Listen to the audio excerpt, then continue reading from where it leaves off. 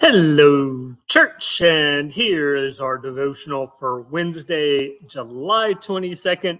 I am smirking because we're about to find out how much trouble I can get into as we continue in Song of Songs. Today, we step into a new section identified by Weems. And actually, other than the conclusion, the epilogue, this is our final portion. Before moving into that closing last few verses. So this is going to go from chapter 7, verse 1 through 8, 7.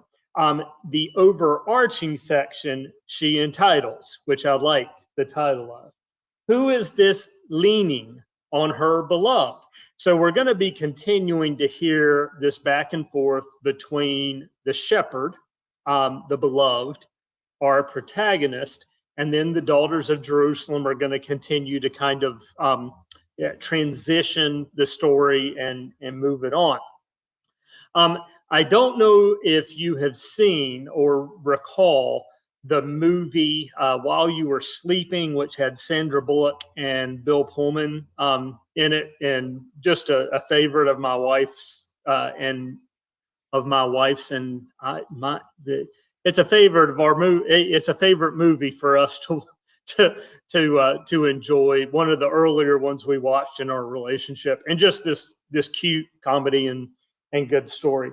At one point, Bill Pullman's character, who believes himself to be the future brother-in-law to Sandra Bullock, they're having this conversation about leaning and how leaning is very different than two people engaging in conversation, but it's engaging in conversation and just kind of leaning in, and that intention that comes along with attraction and admiration, or even as we get into it in Song of Songs, or of love.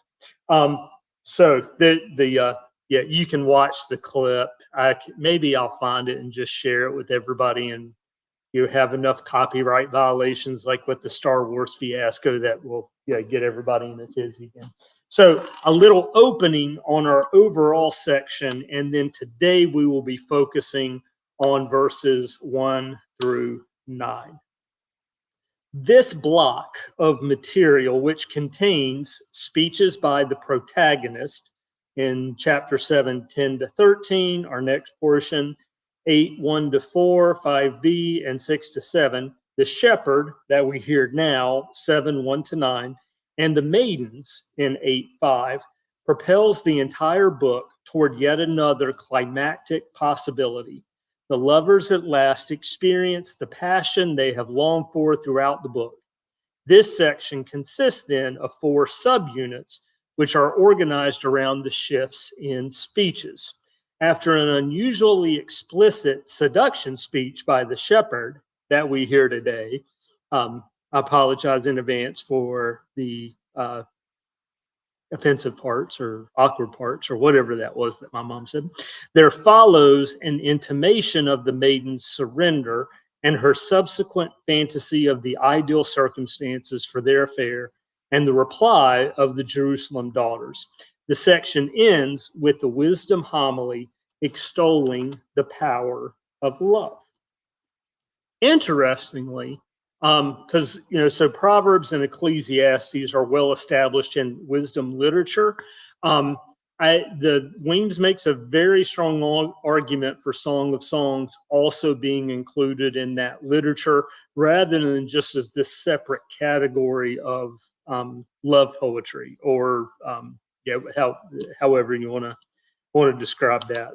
And I think she's right. And here we go with chapter 7, verse 1. How graceful are your feet in sandals, O queenly maiden!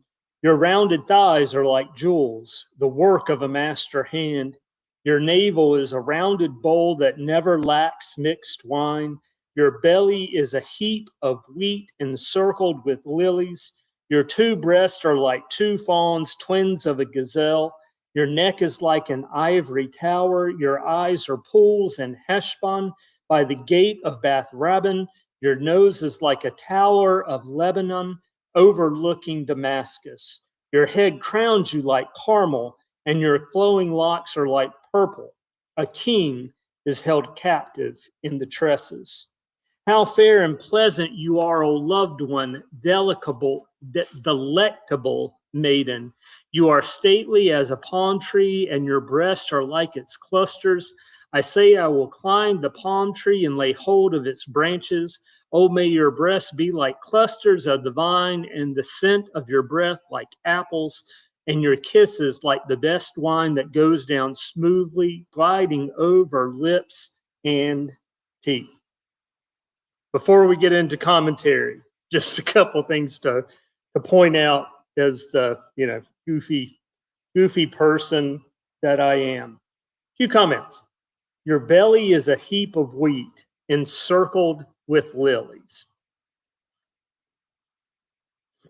We've heard before your two breasts are like two fawns, twins of a gazelle. Your neck is like an ivory tower. Weems is going to comment on your eyes are pools in Heshbon by the gate of Bath Robin.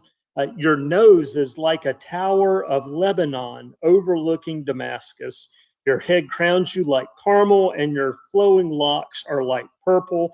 A king is held captive in your tresses.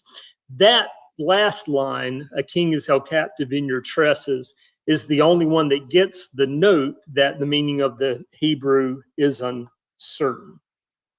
Some commentary. In the final seduction scene, the shepherd yearns for his lover, praises her bodily charms once more, and teeters close to violating the codes of decency and public performance by talking explicitly about his fantasies of his lover's breast.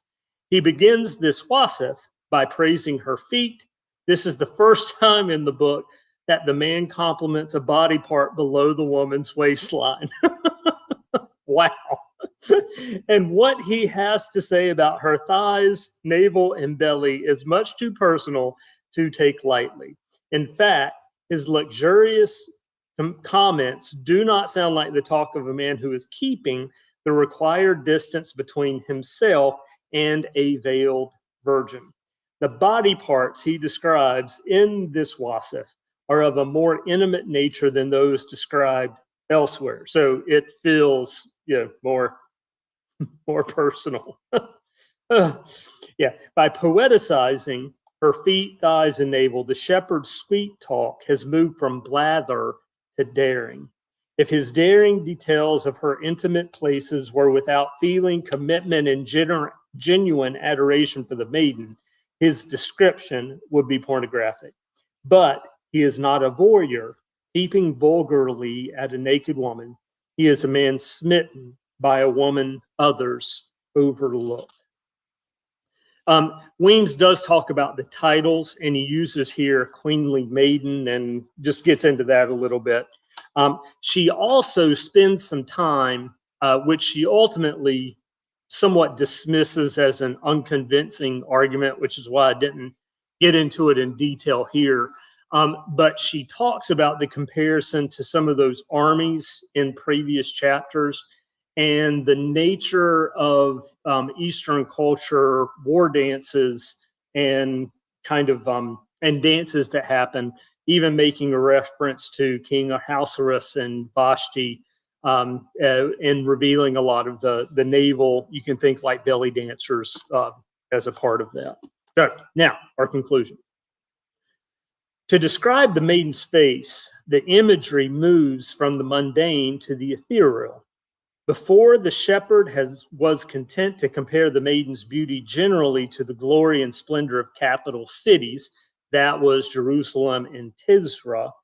In verses 4 to 5, however, he elaborates upon each part of her face by drawing comparison with ancient place names, each no doubt renowned for its own wondrous features. Unfortunately, those unique features are all but lost on most modern Western readers.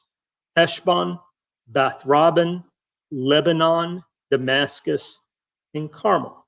and we lose the power of some of those statements. So I will be back with you tomorrow.